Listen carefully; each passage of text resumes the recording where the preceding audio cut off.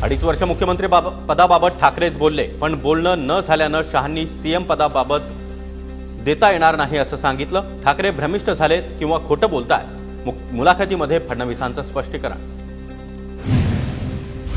मी उटन घेतोय. शहांसोबतच्या भेटीनंतर ठाकरेच मला म्हणाले होते. ठाकरे आता दुसऱ्या स्टोरी सांगतायत. फडणवीसांची ठाकरेंवर टीका. बाळासाहेबांच्या खोलीत देखील शहांचा जुमला. सर्वाधिक आमदार त्याचा मुख्यमंत्री हा शहांचा फॉर्म्युला नाकारूनच 2.5 वर्ष मुख्यमंत्री असं ठरलं होतं. टीव्ही9च्या मुलाखतीमधून ठाकरेंचा हल्ला बोल. 2019ला निवडणुकीआधीच पवार ठाकरेंचं प्लॅनिंग झालं होतं. 2019ला आमच्या 130 जागा येतील पवारांनीच ठाकरेंना सांगितलं होतं. फडणवीसांचा टीव्ही9च्या मुलाखतीमध्ये मोठा दावा. शो कुणाचा हे 4 जूनला समजणार. फडणवीसांचं वक्तव्य. तर इंडियाच्या सभेपासून ठाकरेंनी हिंदू शब्द बोलणं देखील सोडलं.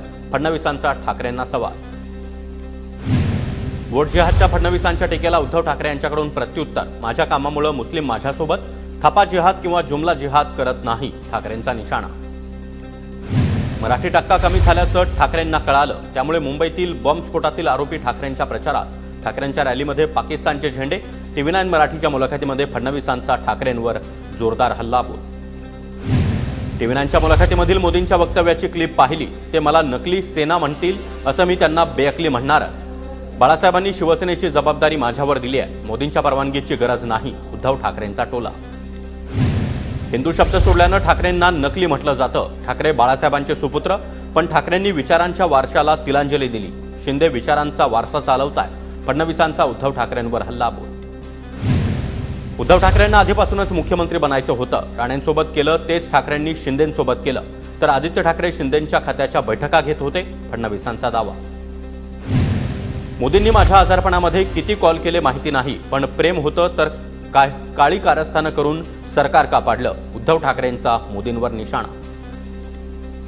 नाशिकमध्ये पवार जयंत पाटील लांबलेल्या हॉटेलमध्ये सुनील तटकरे येऊन गेले.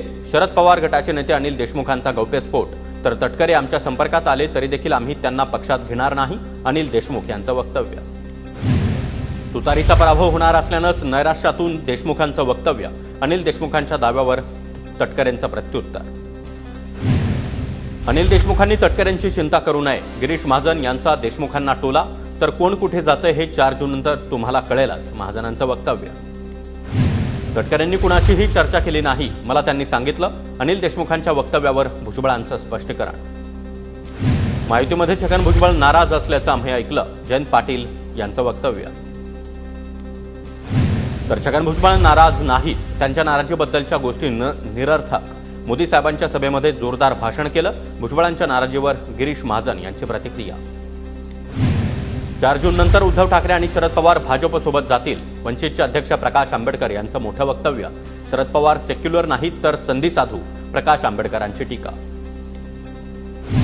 मुंबईतील शिवाजी महाराज पार्क मैदानामध्ये आज मोदींची जाहीर सभा. महायुतीच्या उमेदवाराच्या प्रचारासाठी राज ठाकरे आणि पंतप्रधान मोदी एकाच व्यासपीठावर येणार.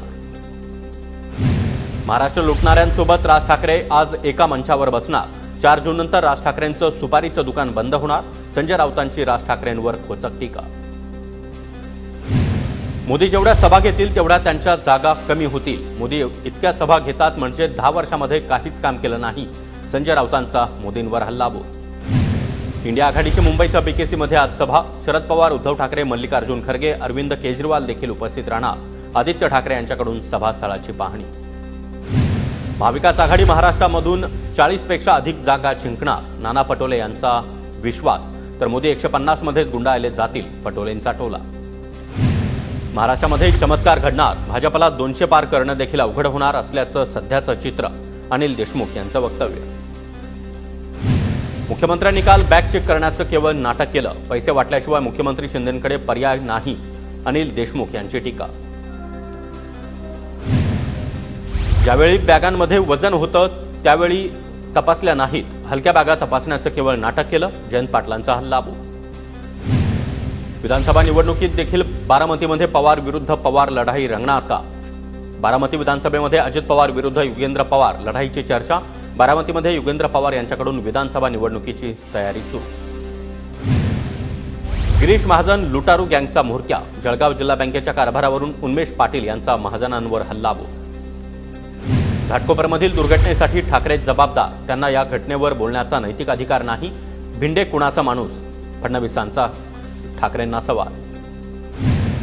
घाटकोपरमधील होर्डिंग दुर्घटना प्रकरणी भावेश भिंडेला अटक. मुंबई गुन्हे शाखेकडून भावेश भिंडेला उदयपूरमधून अटक. घाटकोपरमधील होर्डिंग दुर्घटनेचा तपास मुंबई पोलिसांच्या गुन्हे शाखेकडे. मुंबई पोलिसांची गुन्हे शाखा पुढील तपास करणार.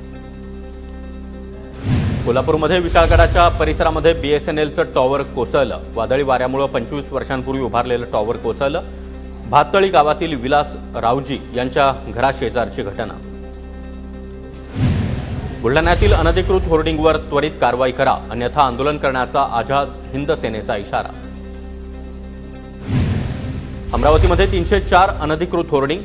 पहिल्या टप्प्यामध्ये 157 बेकायदेशीर होर्डिंगवर कारवाई. तातडीनं होर्डिंग काढण्यासाठी कंत्राटदार नेमण्याचे आयुक्तांचे आदेश.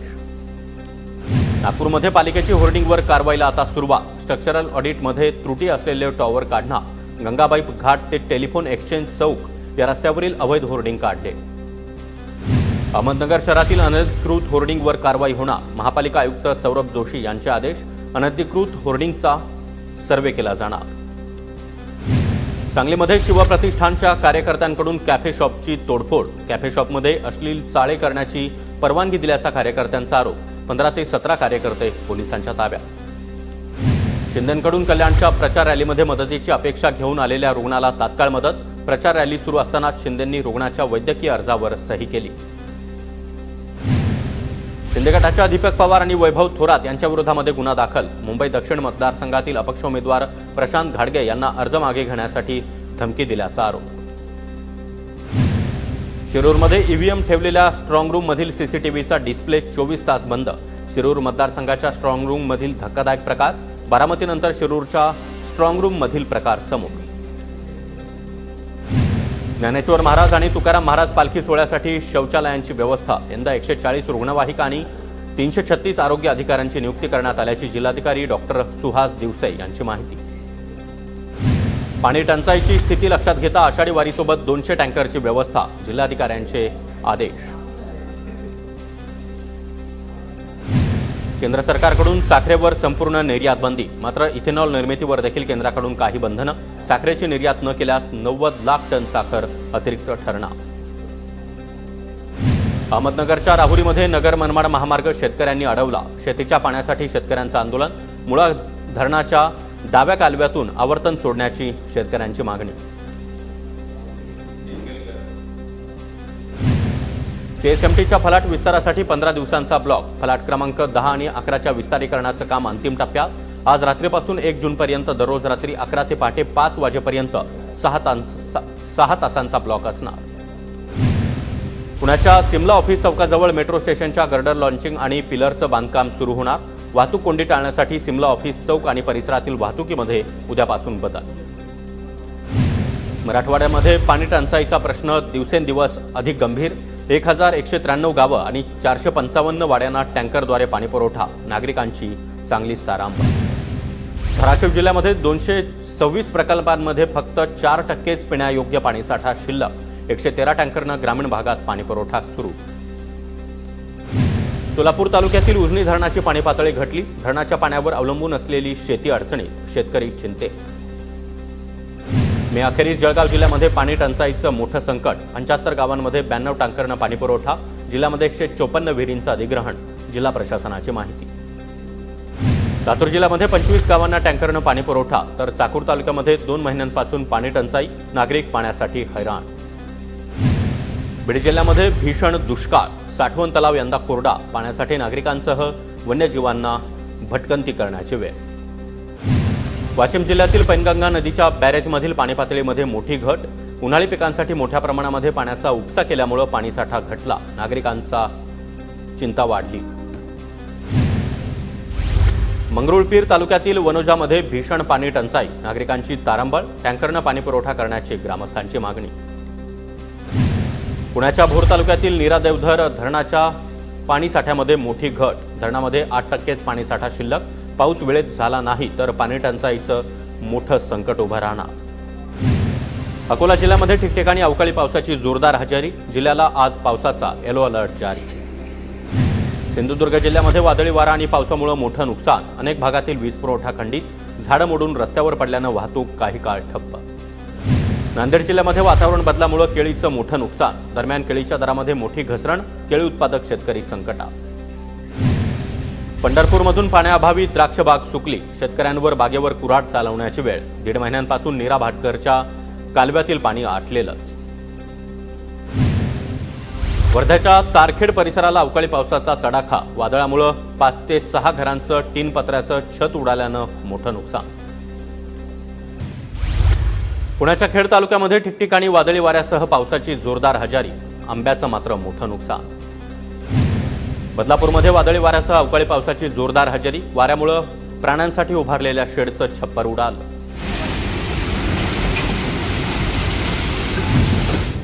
बुलढाणा जिल्ह्यामध्ये अवकाळी पावसाची हजेरी, शेतकरी खरीप पूर्व मशागतीच्या कामात व्यस्त. जुन्नर तालुक्यामध्ये विजेच्या कडकडाटासह मुसळधार पाऊस, गारपिटीमुळे भाजीपाला पिकांसह आंब्याचं मोठं नुकसान, शेतकऱ्यांचं आर्थिक नुकसान. वाशिम जिल्ह्यातील मालेगाव तालुक्यामध्ये वादळी वारा आणि वादळी वाऱ्यामुळे लिंबाची 150 झाडं कोसळली, शेतकऱ्याचं मोठं आर्थिक नुकसान. सरकारनं पंचनामे करून नुकसान भरपाई द्यावी, शेतकऱ्यांची मागणी. धाराशिव जिल्ह्यामध्ये खरीप हंगामामध्ये 5,27,000 हेक्टर क्षेत्रावर पीक पेरणी होणार. ज्वारी, तूर, मूग, उडीद आणि सोयाबीनला शेतकऱ्यांची पसंती.